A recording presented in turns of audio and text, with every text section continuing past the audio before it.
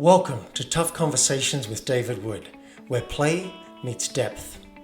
We help teams and high-performing leaders like you to master your tough conversations so you succeed in your career and in your life. When we avoid tough conversations, we stay small. Teams stay disengaged, conflicted, and ultimately end up quitting. When we lean in and master our tough conversations, they become the defining moments that literally shape our careers, our relationships, and our lives. So let's dive in and master your next tough conversation so you can be the leader that you would follow. Let's play. I'm standing up to record this. That's how excited I am, and that's how seriously I take playing for real. Now, I'd like to enroll you in my point of view that life and work are actually games to be played. Why do I want to enroll you in that? Well, we tend to take things too seriously so often in life. Making money, finding that relationship, being successful, we can get tense and tight, and A, that's not fun, and B, it's not as effective. So I want you to play. I want you to remember that life and work are games. But there's a specific way I'd like to invite you to play. I'm not talking about being frivolous, just kind of frolicking down the sidewalk without a care in the world and then running into traffic. Not that kind of play. I'm talking about playing, but play for real, as if you mean it. I don't know if we're going to be reincarnated, but what if we're not? What if this is the last life that you're going to have? Wouldn't you want to play this for real, as if it really mattered? Now, let's look at whether or not life and work are games, because some people say to me, David, this stuff's serious. Like, I've lost someone dear to me, or I've got stress, or I know somebody with cancer. Those aren't games. Well, let's look at it. The definition of a game is over there is better than over here. It's that simple. Over there is better than over here, and I want to get over there. That's a game. A second element of a game is there's doubt. You have doubt as to whether or not you'll win. If you played Monopoly and you knew you were going to win every single time, it wouldn't be fun anymore. So let's look at whether or not life and work have these elements. Does it have over there is better than over here? Well, I want to make more money. I want to find a partner. I want to get closer with my partner. I want to have kids. I want to have a better house. I want to connect deeper with people. Those are all elements of over there is better than over here. Let's get over there. And is there doubt? Yeah, for a lot of this stuff, it's very, very uncertain. Even the fact that we'll be alive tomorrow is uncertain. So this is why I say that life and work can be viewed as if you're playing a game. And if that's true, let's play those games, but let's play for real so that we can get the best and the most out of life and work. Now, I'll get specific. Here are some of the games I'm playing right now. The money game. I want money so I can live my life and have an enjoyable life and perhaps contribute to the occasional person here and there. And money is actually important, so I'm playing the money game. The relationship game. I'm currently single. Last week I wasn't. So I'm creating a game that over there is better than over here, and that having a partner would be rewarding for my life. So I'm making moves towards that game. I'm playing the shelter game. This place that I'm in right now has been the culmination of 18 months seeking a home base. I've been traveling the world working out where do I actually want to live. I'm playing the health game. I've had some kind of weird fatigue problem for 12 years. I mean, I still live my life and I have ups and downs, but some weird fatigue problem. Last 90 days, totally revamped that. Flooding my body with nutrition. I've got my green smoothie right here that I have every single day. I'm playing the health game because every day and in 20, 30, 40 years, I would like to be physically mobile. I would like to be enjoying how I feel in my body. I'd like to have energy. So I'm playing the health game.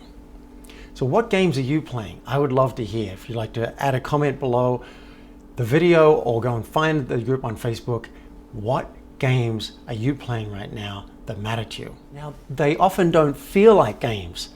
That's the thing. It feels real. In fact, I've been saying to a friend recently, this shit just got real.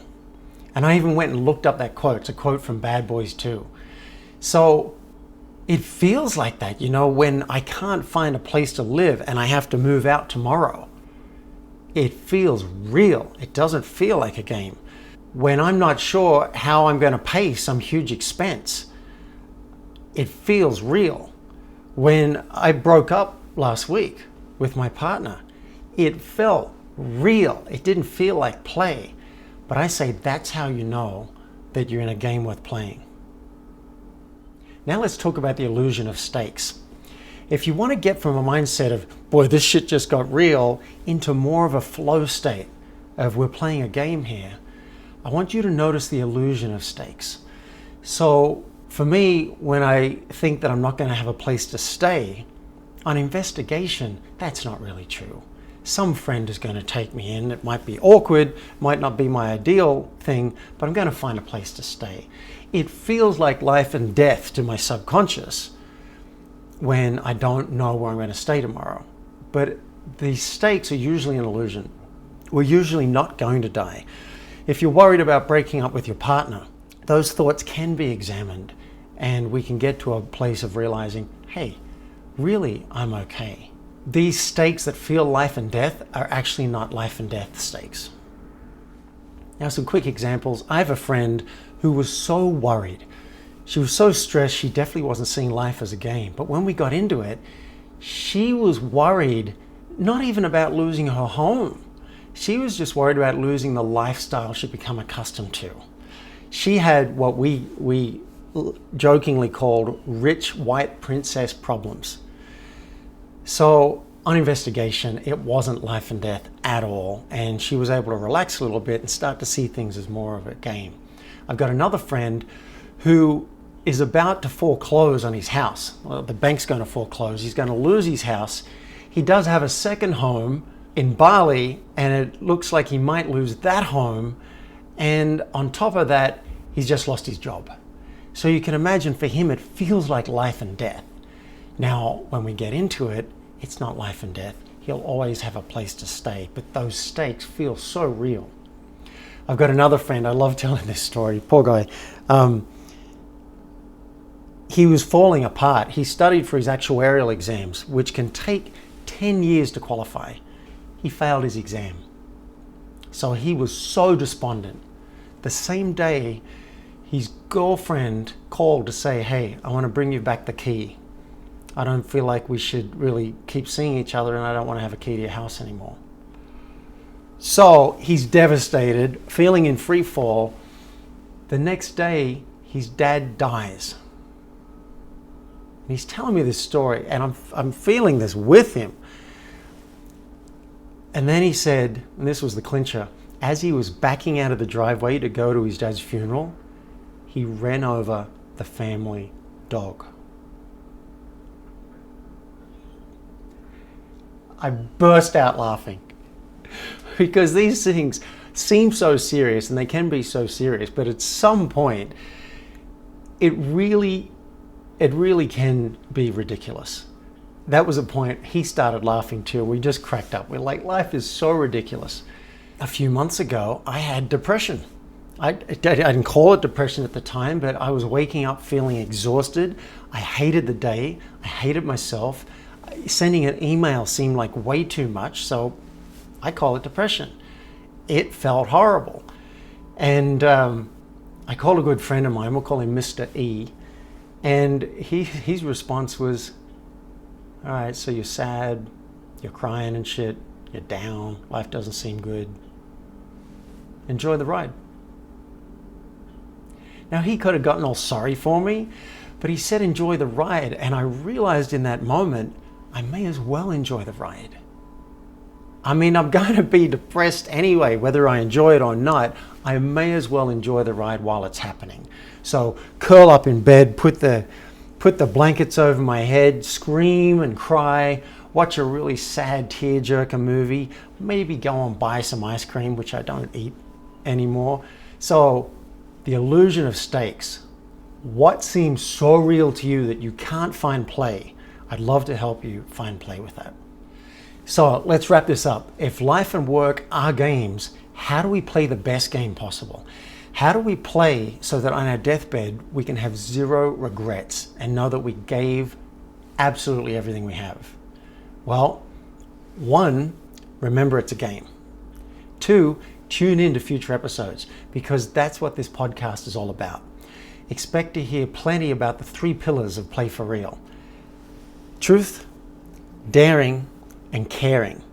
You'll also hear a lot about connection, because ultimately, I think that's what it's all about. You've been listening to Tough Conversations with David Wood. Now it's action time. Mastering your tough conversations will have a major impact on your team, your company, and you as a high-performing executive or entrepreneur. If you're ready, request a discovery session with me at playforreal.life so we can transform your team, your company, and you. And if you've enjoyed this episode, I would love you to help me spread this message of tough conversations in a very simple way. Just leave a public review at playforreal.life/podcast.